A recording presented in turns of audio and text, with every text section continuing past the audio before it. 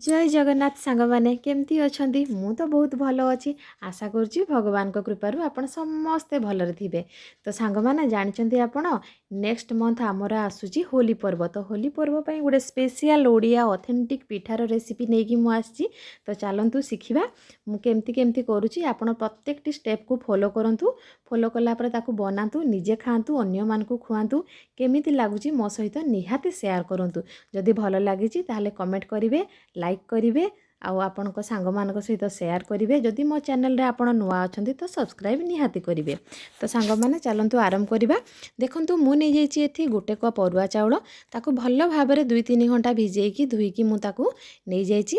सेथिरे मु पाखापाखी 1 इंच अदा नैची। अदा को मध्य छोट छोट खंड करके काटिकी नै जाईची। ता सहित किछि मु गुलकी नैची। गुलकी अदा आउ यार गोटे कॉम्बिनेशन ही नियारा थाए। यार स्मेल टेस्ट बहुत सुंदर आसीबो सांग माने। मिठा पई मु नै जाईची एथि गुड़। आपण चीनी भी नहीं पारिबे गुड़ भी नहीं पारिबे आज यूजुअल कम बेसी मध्य करि पारिबे सेमती किछि नाही।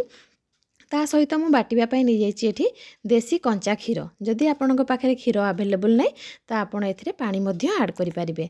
एवं पीठा को फ्लफी आउ नरम करिबा पई मु नै जाईची कदली पाचिला कदली नैची मु 2टा।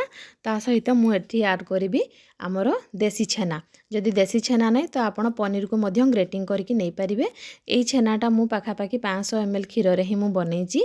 छेनाटा मु ऐड कर देइची एठी। देखंतु छेना आउ कदली को भल्लो भाबरे मु मैश कर नेइची। या देहरे आमे जो आगुरु बाटी रखिथिबा बैटर ताकू ऐड कर देबा। ऐड कला परे सेथिरे मु स्वाद अनुसार नै जाईची लूण।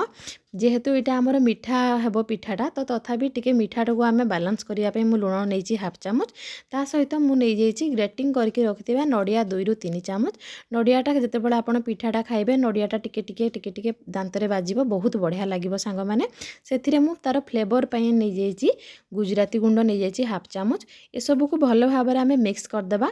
मिक्स कला परे एपटरे मु गोटे कढ़ई गरम करची। कढ़ई रे मु देसी गुआ घियो देइची। आपनक पाखरे जदि गुआ घियो नाही तो आपण मार्केट रे मिलुथिबा घियो यूज करि पारिबे किंबा तेल भी यूज करि पारिबे। किंतु घियोर फ्लेवर ही किछि अलगा तो आपण घियो ही प्रिफर करिबि मु बनातु बोली। देखंतु मु छोटो छोटो पिठा केमती एठी ढाळीची। एई टाइप रो एपट सेपट करिकरी आमे पाखापाखी 2-3 minute low to medium flame रे ही पिठाटी बनेइबा। तो फाइनली सांग माने पिठा तो रेडी हो जाइची। आपण माने भी बनातु खांतु अन्य को खुआंतु आ मो सहित शेयर करंतु। Thank you.